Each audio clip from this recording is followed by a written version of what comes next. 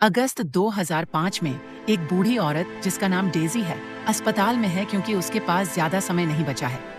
हालांकि वह स्पष्ट रूप से दर्द में है। वह ट्रेन की आवाज सुनती है और अपनी बेटी कैरोलीन को यह कहानी बताती है कि 1918 में उन्होंने कैसे स्टेशन बनाया था। अपने बेटे को युद्ध में खोने के बाद एक अंधे घड़ीसाज ने अपनी सारी ऊर्जा एक अद्भुत घड़ी बनाने में लगा दी, जो स्टेशन पर उद्घाटन के दिन लटकी थी। जब घड़ी का अनावरण किया गया तो हर कोई चौंक गया, क्योंकि वह उल्टी दिशा में चल रही थी। घड़ीसाज ने समझाया कि उसने इसे इस तरह से एक स्मारक के रूप में बनाया है, उन लोगों के लिए जिन्होंने युद्ध के दौरान अपने बेटे खो दिए थे, ताकि वे उनके वापस आने की आशा कर सके। इसके बाद वह घड़ीसाज कभी दिखाई नहीं दिया। फिर डेजी कैरोलीन से कहती है कि वह उसके बैग से एक डायरी निकाले और उसे पढ़े। वह डायरी बेंजामिन बटन की है और पहली प्रविष्टि 1985 से शुरू होती है, जिसमें यह बताया गया है कि कहानी उसकी आखिरी इच्छा है। यह कहानी 1918 में शुरू होती है, प्रथम विश्व युद्ध के तुरंत बाद, और जब सभी बाहर जश्न मना रहे होते हैं, थॉमस अपनी पत्नी की जांच करने के लिए दौड़ता है, जो बच्चे को जन्म देने के बाद मर जाती है। फिर थॉमस बच्चे को देखता है और जो देखता है उससे घबरा जाता है। घबराते हुए वह बच्चे को उठाकर घर से बाहर भागता है। बच्चा लगातार रोता रहता है और थॉमस उसे नदी के पास ले जाकर डुबाने का विचार करता है, लेकिन तभी एक पुलिसकर्मी उसे देख लेता है और उसका पीछा करने लगता है। थॉमस जितनी तेजी से संभव हो दौड़ता है और एक अंधेरी गली में छिप जाता है, जहां उसे एक सुंदर घर दिखाई देता है। वह बच्चे को सीढ़ियों पर छोड़ देता है और साथ में अपनी जेब में मौजूद सारे पैसे भी रख देता है। थॉमस वहां से चला जाता है और उसी समय उस घर का एक जोड़ा बाहर आता है और गलती से बच्चे पर पैर रख देता है, जिससे बच्चा रोने लगता है। जब वे बच्चे को खोलते हैं तो देखते हैं कि वह एक बूढ़े बच्चे जैसा दिखता है। लड़के का दोस्त सोचता है कि उन्हें पुलिस के पास जाना चाहिए, लेकिन क्वीन नाम की महिला बच्चे को उठाकर एक कमरे में ले जाती है और उसे अपनी दराज में छिपा देती है। फिर वह एक डॉक्टर को बुलाती है, जो बच्चे की जांच करता है और कई समस्याओं की खोज करता है। मोतियाबिंद के कारण लगभग अंधा, गठिया और ऑस्टियोपोरोसिस। डॉक्टर को नहीं लगता कि बच्चा ज्यादा समय तक जीवित रह पाएगा। क्वीन को लगता है कि बच्चा एक चमत्कार है और उसे रखने का फैसला करती है, इसलिए वह ऊपर जाती है और बच्चे को पेश करती है। वह उसे बेंजामिन कहती है और कहती है कि वह उसकी बहन का बच्चा है। बेंजामिन की शक्ल सूरत से बड़े लोग नहीं डरते और उसे प्यारा पाते हैं। हालांकि बेंजामिन मजबूत है और डॉक्टर के कहने के बावजूद नहीं मरता। समय बीतने के साथ उसका शरीर बढ़ता है, लेकिन वह अभी भी एक बूढ़े व्यक्ति जैसा दिखता है, क्योंकि वह एक रिटायरमेंट होम में रहता है। उसे अपनी शक्ल अजीब नहीं लगती। वह बस सोचता है कि वह बाकी सभी की तरह दिखता है। वह क्विनी को मामा कहता है और नहाने जैसे कई कामों के लिए उस पर निर्भर करता है। वह पढ़ना सीखता है, लेकिन चल नहीं सकता और व्हील चेयर तक सीमित है। कभी कभी वह शहर के बच्चों के बारे में उत्सुक हो जाता, लेकिन क्विनी उसे घर से बाहर जाने नहीं देती। बेंजामिन केवल चर्च जाने के लिए ही घर से बाहर जा पाता है। एक शाम क्विनी पादरी से मदद मांगती है। वह दावा करता है कि वह क्विनी की बांझपन को ठीक कर देगा। फिर वह नाटकीय ढंग से बेंजामिन से फिर से चलने के लिए कहता है। कड़ी मेहनत के बाद बेंजामिन खड़ा होता है, लेकिन गिर जाता है। पादरी उसे फिर से कोशिश करने के लिए प्रोत्साहित करता है और बेंजामिन कुछ कदम चलने में सफल होता है। उसी समय पादरी मर जाता है। समय बीतता रहता है और बेंजामिन का शरीर थोड़ा स्वस्थ हो जाता है। एक दिन वह पिग्मी से मिलता है, जो उसे कुछ मजे के लिए घर से बाहर खींच ले जाता है। बेंजामिन पहली बार स्ट्रीट कार लेता है और पिग्मी की सभी कहानियों से प्रभावित होता है। वे झील के पास एक साथ शराब पीते हैं और कुछ समय के लिए एक दूसरे के साथ जुड़ते हैं। बाद में पिग्मी उसे छोड़ देता है, क्योंकि उसकी एक अपॉइंटमेंट होती है, और बेंजामिन आखिरी स्ट्रीट कार से चूक जाता है, इसलिए उसे बैसाखियों के सहारे घर जाना पड़ता है। जब तक वह घर पहुंचता है, रात हो जाती है और क्विनी उसे इसके लिए डांटती है, लेकिन बेंजामिन को स्वतंत्रता का अपना पहला स्वाद जीवन के सबसे अच्छे दिनों में से एक के रूप में याद रहता है। 1930 में बेंजामिन थोड़ा बेहतर दिखने लगता है और वह डेजी से मिलता है, जो एक किराएदार की पोती है। वे तकनीकी रूप से एक ही उम्र के हैं, इसलिए बेंजामिन को तुरंत उस पर क्रश हो जाता है। पार्टी के दौरान क्विनी घोषणा करती है कि वह गर्भवती है और बेंजामिन को जलन महसूस होती है। उस रात डेजी उसे अपने कंबल किले में बुलाती है और उनके बीच एक प्यारा पल साझा होता है, जिसे दुखद रूप से डेजी की दादी द्वारा बाधित कर दिया जाता है। कैरोलाइन को एहसास होता है कि पत्रकार से मिलने वाली डेजी वही लड़की है जो उसकी माँ थी। बच्चे के जन्म के थोड़े समय बाद ही पिग्मी शहर छोड़ देता है, जिससे बेंजामिन अकेलापन महसूस करने लगता है। उसका शरीर हर दिन बेहतर हो रहा है, इसीलिए वह अब खुद से नहा सकता है और उसके बेहतर दांतों की वजह से सख्त खाना भी खा सकता है। एक नया किराएदार उसे पियानो बजाना भी सिखाता है। वह अक्सर डॉक पर जाकर नावों को देखता है। एक दिन वह कैप्टन माइक को मदद मांगते हुए सुनता है। बेंजामिन स्वेच्छा से यह काम करने के लिए तैयार हो जाता है और नाव का सफाई कर्मी बन जाता है। ये एक मामूली काम है, लेकिन बेंजामिन इसे बहुत पसंद करता है। वह जल्दी ही माइक का दोस्त बन जाता है, जो यह सुनकर हैरान हो जाता है कि बेंजामिन कभी किसी औरत के साथ नहीं रहा है। माइक सोचता है कि वह बहुत बूढ़ा है, इसलिए वह उसे एक अश्लील घर ले जाता है और अपने टैटू दिखाते हुए अपने युवावस्था की कहानियां साझा करता है, जिनमें एक अद्भुत हमिंग बर्ड से जुड़ी है। कामकाजी महिलाएं बेंजामिन की शक्ल सूरत से घृणा करती हैं, लेकिन उनमें से एक उसे उसका पहला अनुभव देने के लिए सहमत हो जाती है। बेंजामिन उसे आश्चर्यचकित कर देता है, क्योंकि वह एक किशोर की तरह जोश दिखाता है और उसे चारों ओर घुमाता है। वह वादा करता है कि वह उसे फिर से देखने आएगा। कुछ समय बाद जब एक किराएदार उसके बाल काट रहा होता है, तो वह टिप्पणी करता है कि अब उसके बाल पहले से ज्यादा दिखाई दे रहे हैं। बेंजामिन निष्कर्ष निकालता है कि वह वास्तव में हर दिन युवा हो रहा है। जब भी डेजी अपनी दादी से मिलने आती है, बेंजामिन उसके साथ समय बिताता है। एक सुबह वह उसे नाव पर ले जाता है और माइक को उन्हें सैर पर ले जाने के लिए मना लेता है। वे बहुत अच्छा समय बिताते हैं और एक क्रूज जहाज को पास से गुजरते हुए देखते हैं, जिससे डेजी की इच्छा होती है कि वह भी ऐसे जहाज पर हो। 1936 में बेंजामिन 17 साल का होता है और उसे लगता है कि अब घर छोड़ने का समय आ गया है। वह क्विनी से दिल से विदाई साझा करता है। डेजी उससे वादा करवाती है कि वह उसे हमेशा पत्र लिखेगा।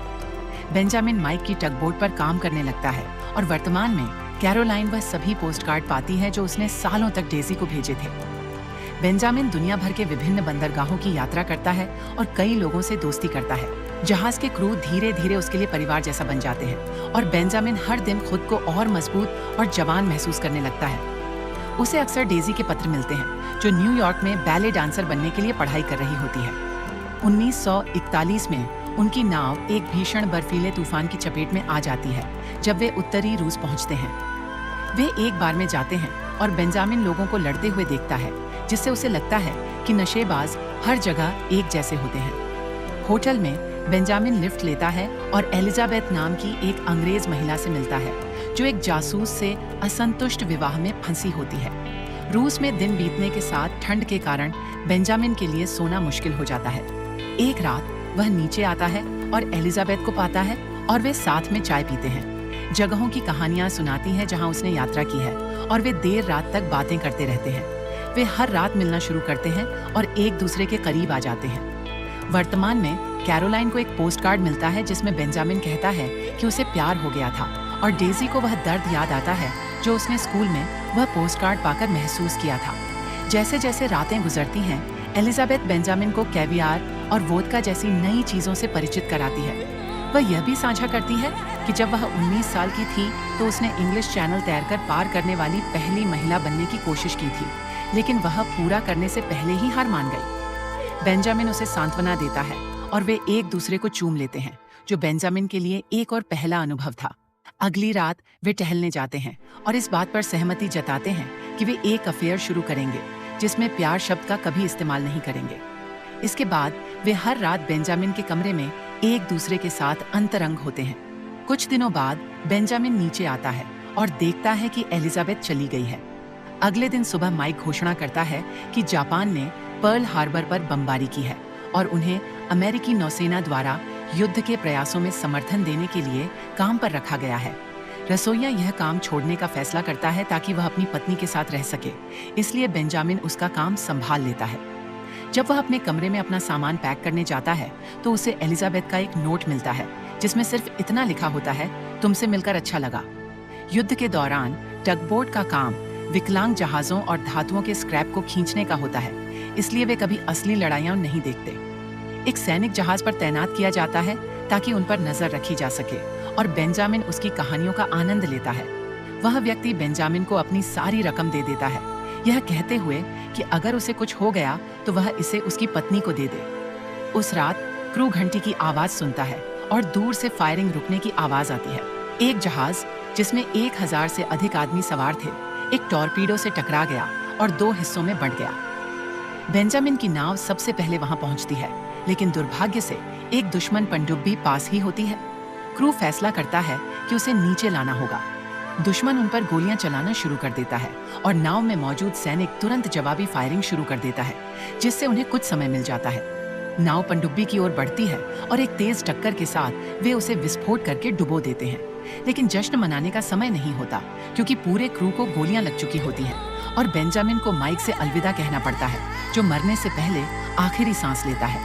अगली सुबह बेंजामिन को मित्र राष्ट्रों द्वारा बचा लिया जाता है। जब वह नाव से लाइफ सेवर समुद्र में फेंकता है तो उसके चारों ओर एक हमिंग बर्ड मंडराने लगती है। माइक को हमिंग बर्ड्स बहुत पसंद थे और बेंजामिन को एहसास होता है कि ये आम तौर पर समुद्र में नहीं दिखते।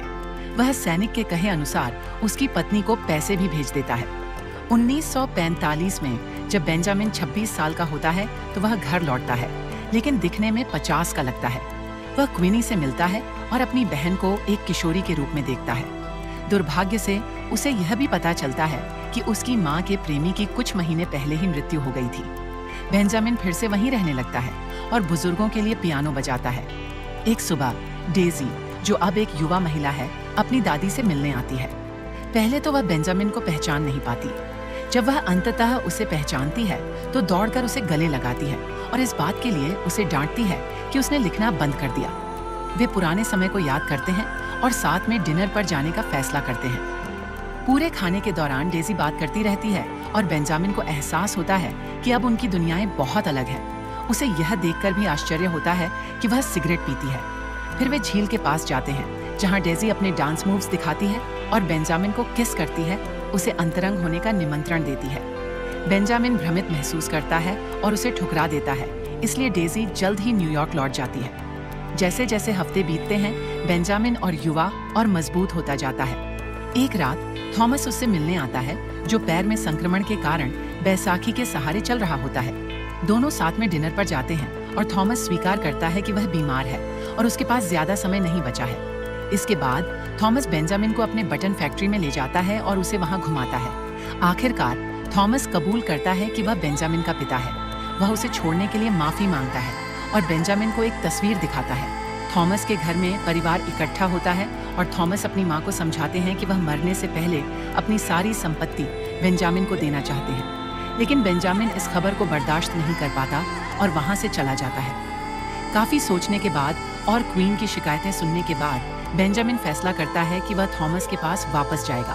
वे दोनों एक झील पर जाते हैं, जहां वे साथ बैठकर पानी को देखते हैं और अपने अतीत से शांति पाते हैं। बाद में थॉमस की मौत हो जाती है और बेंजामिन उसके अंतिम संस्कार में जाता है।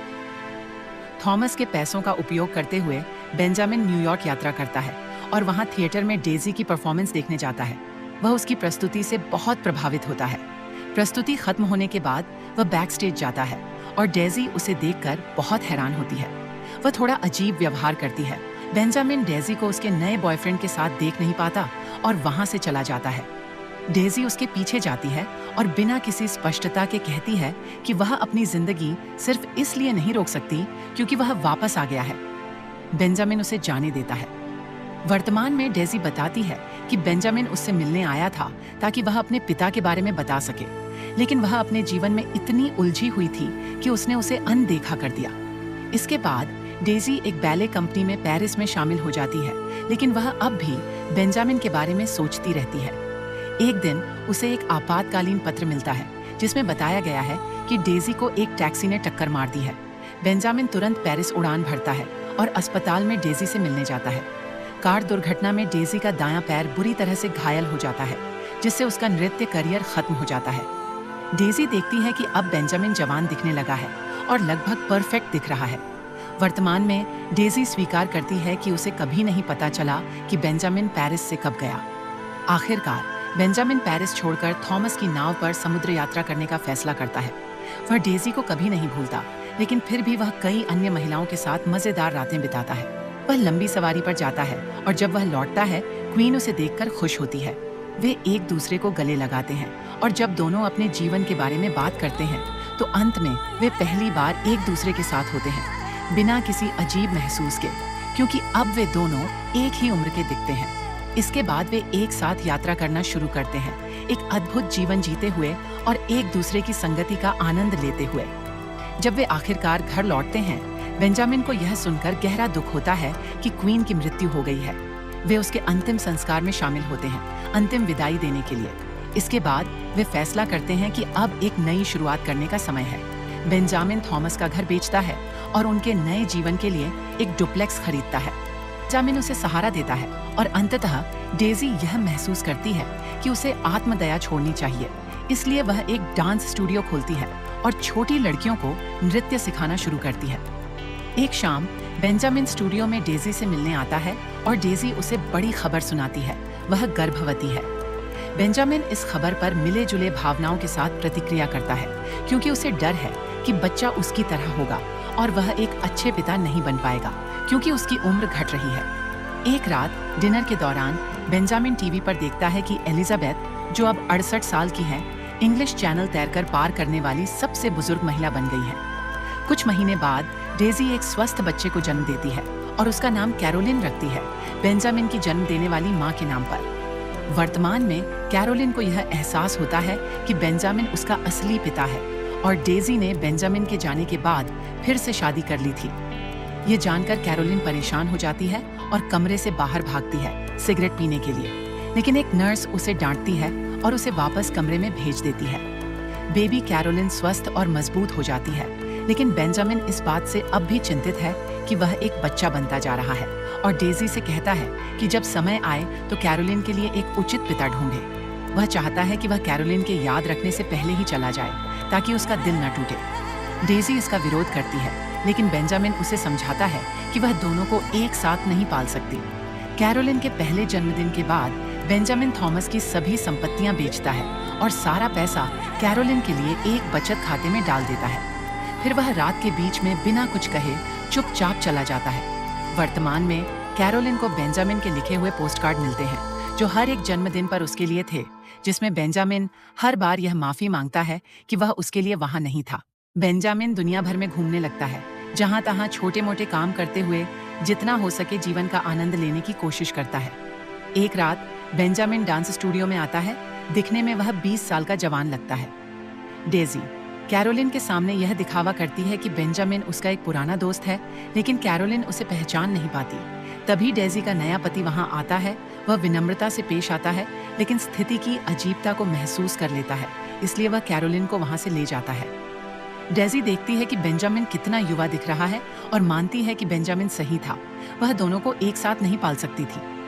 फिर डेजी अपने परिवार के साथ विदा लेती है, यह सोचते हुए कि शायद यह आखिरी बार है जब वह बेंजामिन से मिल रही है। हालांकि डेजी बाद में उसके होटल आती है और वे दोनों एक आखिरी रात साथ बिताते हैं। वर्तमान में कैरोलिन को याद आता है कि उसने वास्तव में बेंजामिन से मुलाकात की थी और उसे वह रात याद आ जाती है। यह भी आखिरी बात है जो बेंजामिन ने अपनी डायरी में लिखी थी। इस बीच टीवी पर यह घोषणा होती है कि तूफान कैटरीना उस इलाके की ओर बढ़ रहा है। नर्स कैरोलिन से कहती है कि वे चाहें तो निकासी कर सकते हैं, लेकिन कैरोलिन रहने का फैसला करती है, क्योंकि उसे पता है कि डेजी अब ज्यादा दिनों तक जीवित नहीं रह पाएगी। डेजी कहानी को आगे बढ़ाते हुए कहती है कि कैरोलिन के नए पिता की मौत के कुछ समय बाद उसे एक महत्वपूर्ण फोन कॉल आता है। वह क्वीन के घर जाती है, जो अब भी एक रिटायरमेंट होम है, जिसे अब उसकी बेटी चला रही है। पता चलता है कि बाल सुरक्षा सेवाओं को न्यू ऑर्लियंस के एक परित्यक्त भवन में बेंजामिन मिला है और उसकी डायरी में उन्होंने डेजी का नाम और पता पाया। जब बेंजामिन की बहन कहती है कि उसे वहां रहने में कोई आपत्ति नहीं है, डेजी पियानो की आवाज सुनती है और उसे देखने जाती है। वहां उसे बेंजामिन एक बच्चे के रूप में मिलता है, जो अब डिमेंशिया के लक्षण दिखा रहा है और उसे डेजी याद नहीं है, लेकिन डेजी अब भी उससे एक जुड़ाव महसूस करती है।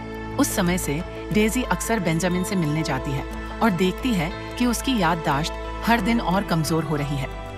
यह उसे एक बहुत कठिन बच्चा बना देता है, जो गुस्सा दिखाता है और छत पर चढ़ जाता है। जब बेंजामिन 5 साल का हो जाता है तो डेजी रिटायरमेंट होम में रहने चली जाती है ताकि उसका ध्यान रख सके। धीरे धीरे वह देखती है कि बेंजामिन छोटा होता जा रहा है।